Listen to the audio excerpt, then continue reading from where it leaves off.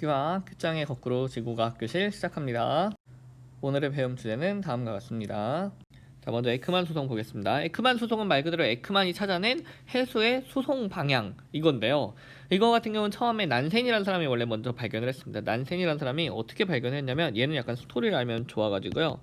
이 난센이라는 사람이 북극해를 탐험을 하고 있었어요. 북극해를 탐험을 하다가 워낙 추운 지역이기 때문에 바닷물이 갑자기 얼어버리는 경우가 있거든요.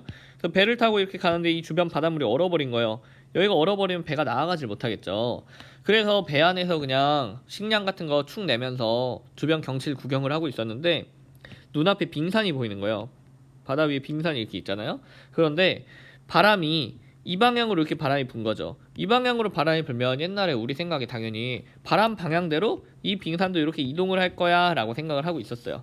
그런데 이 사람이 지켜보니까 이 방향으로 이동하는 게 아니라 이 바람 방향에 대해서 45도 각도로 이동을 하는 거예요.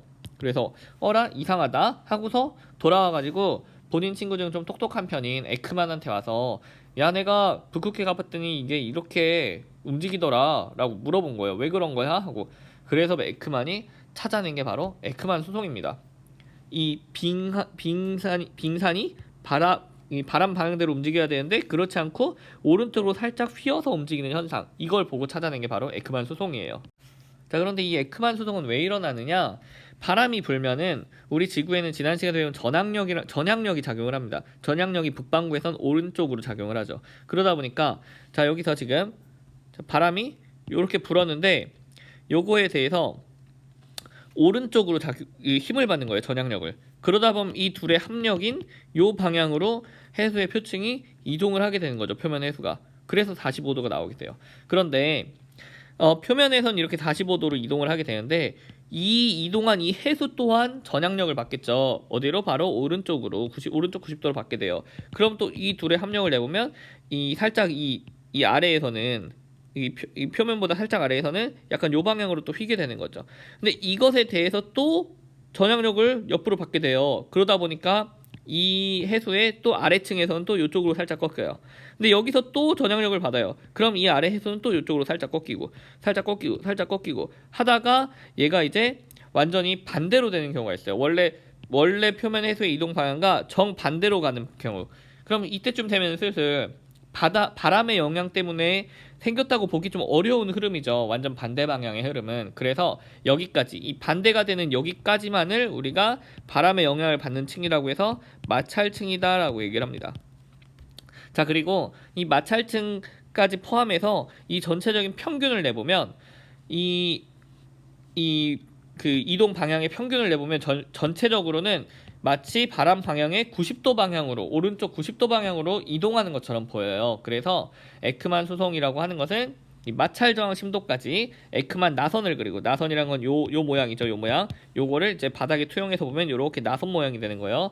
그래서 바람의 영향으로 해수의 움직임이 마찰 저항 심도, 즉 마찰청까지 에크만 나선을 그리고, 이 에크만 나선의 합쳐진 효과로 나타나는 전체적인 해수의 흐름, 즉 바람의 방향, 초창기 바람의 방향에 대해서 오른쪽 90도로 전체적으로 해수의 이동이 나타나는 것, 이것을 우린 에크만 수송이라고 얘기를 합니다.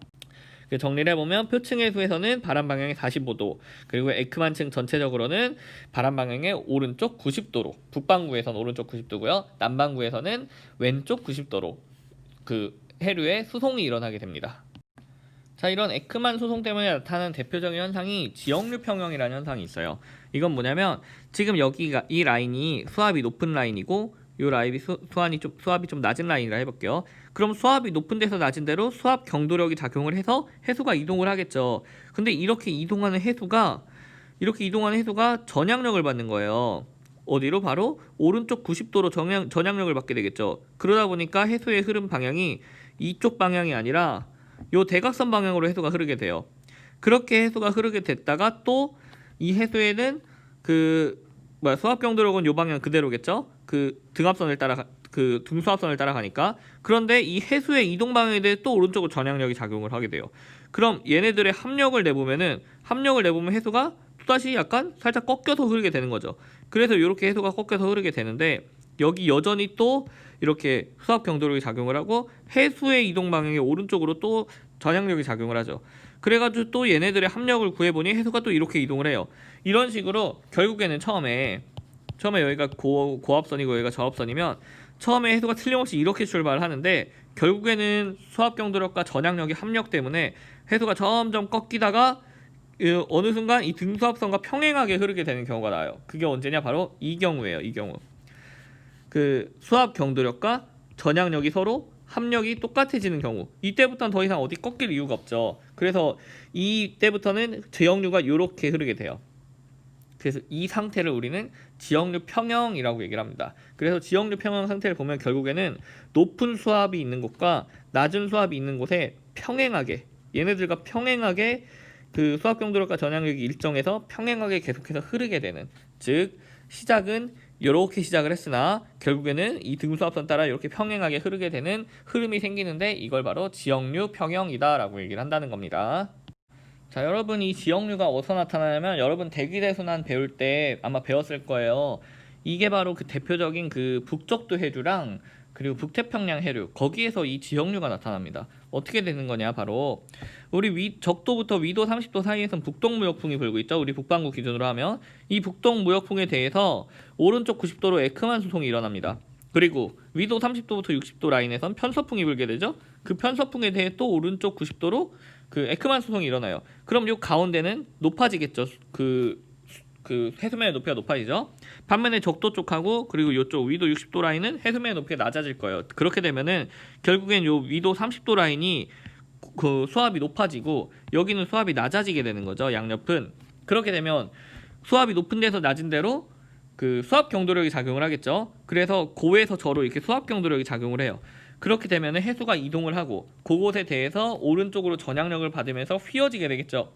그렇게 휘어지고 해서 지역류 평형이 나타나면 바로 요 그림에서 보는 바와 같이 요런 흐름이 양옆에서 보이게 됩니다. 즉 위도 적도에서 위도 30도까지는 지금 방향을 보면은 요쪽이 이제 동쪽, 요쪽이 서쪽이잖아요. 그 동에서 서로 요렇게 지역류가 흐르게 되는 거고요.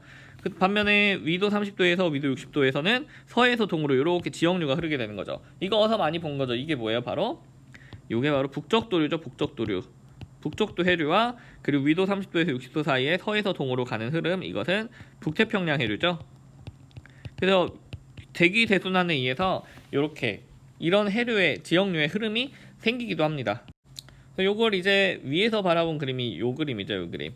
그래서 지금 보면은 그 무역풍에 의해서 지금 에크만 수송이 나타나고 그러다 보니까 이쪽에 해수면이 높아지고 그러다 보니까 이쪽으로 수압 경도력이 작용을 하고 여기서도 이쪽으로 수압 경도력이 작용을 하고 그러다 보니까 결국에는 해류가 흐르게 되는데 그 해류의 방향이 바로 이 여기가 이제 수압 라인이라고 하면 이 수압 라인과 평행한 요 라인으로 이렇게 해류가 흐르게 되는 거죠. 그래서 우리 태평양 기준으로 하면은 여기서 부는 해류가 바로 북적도 해류, 그리고 우리 저기 태평양 기준으로 했을 때 이 위에서 부는 해류가 바로 북태평양 해류가 되는 거죠. 그리고 이 해류들이 가다가 대륙에 부딪히게 되면 더 이상 이동할 곳이 없으니까, 해류가 왔다가 이동할 곳이 없으니까 양옆으로 퍼지게 되고요. 여기서도 마찬가지로 해류가 왔다가 이동할 곳이 없으니까 양옆으로 퍼지게 되면서 이런 하나의 순환이 발생을 하게 되는 거죠. 우리는 이런 순환을 환류라고 얘기를 합니다. 자, 그런데 방금 본 그 환류가 지금 이 그림이거든요. 이 환류가 근데 동등하게, 그러니까 여기서 예를 들어 북적도 해류, 북태평양 해류 있으면은 대륙에 부딪혀서 요렇게 동등하게 환류가 생기는 게 아니고 이 환류의 중심이 약간 서쪽으로 치우치게 됩니다. 이건 왜 그러냐면은 전향력이라는 거는 고위도로 갈수록 더 세져요. 그 전향력의 식에 보면 사인 파이가 있잖아요. 위도에 따라서 사인 값이 커지게 되잖아요. 그냥 써줄게요. 전향력 식을 보면은 이렇게 돼요. EV 오메가 사인 파이 이렇게 되거든요. 혹은 뭐 사인 세타라고 나타내기도 하고요. 이때 요 값 때문에 고위도로 갈수록 전향력 값이 커지게 됩니다.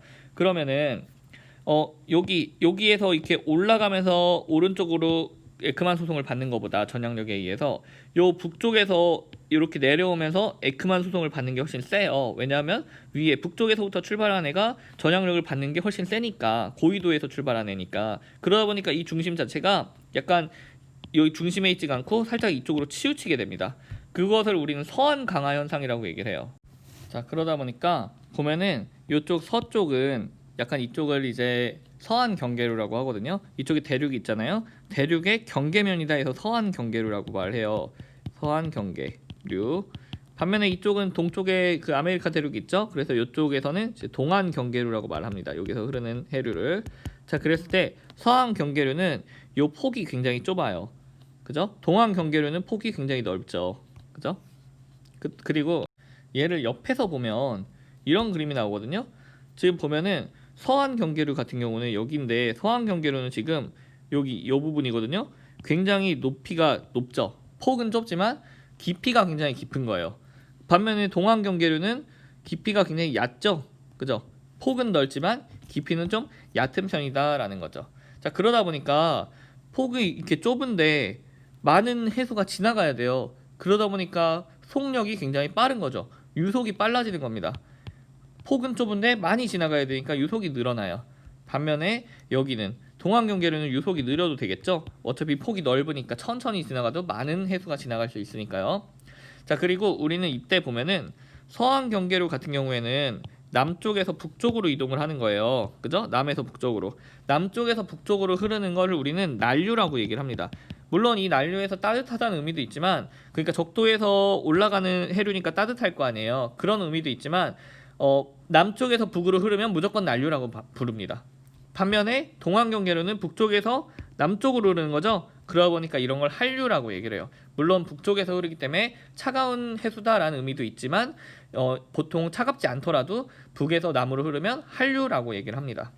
자, 이렇게 돼요. 그래서 정리를 한 번만 해볼게요. 그래서 좀 정리를 해보면 결국 이 서한 경계류랑 동한 경계류를 한번 좀 비교를 한번 해보겠습니다. 이렇게 비교를 해보면은 서한 경계류 같은 경우에는 폭이 좁죠. 반면에 동한 경계류는 폭이 넓습니다. 자, 그 다음에 깊이 같은 경우 서한 경계류는 깊죠. 반면에 동한 경계류는 얕죠. 자, 그 다음에 또 비교한 게 유속 있죠. 유속 같은 경우에 서한 경계류는 굉장히 빠릅니다. 짧은 시간 동안 좁은 폭으로 많은 게 지나가야 돼요. 반면에 동한 경계류는 폭이 넓기 때문에 천천히 지나가도 괜찮습니다. 그리고 이제 그 해류의 종류를 보면은 서한 경계류 같은 경우는 남에서 북으로 가는 난류, 동한 경계류는 북에서 남으로 가는 한류가 됩니다. 자, 선생님은 지난 주말에 동네 지인분들하고 같이 바베큐를 해 먹었어요. 자, 오늘 수업 여기서 마치겠습니다. 수고하셨습니다. 끄바.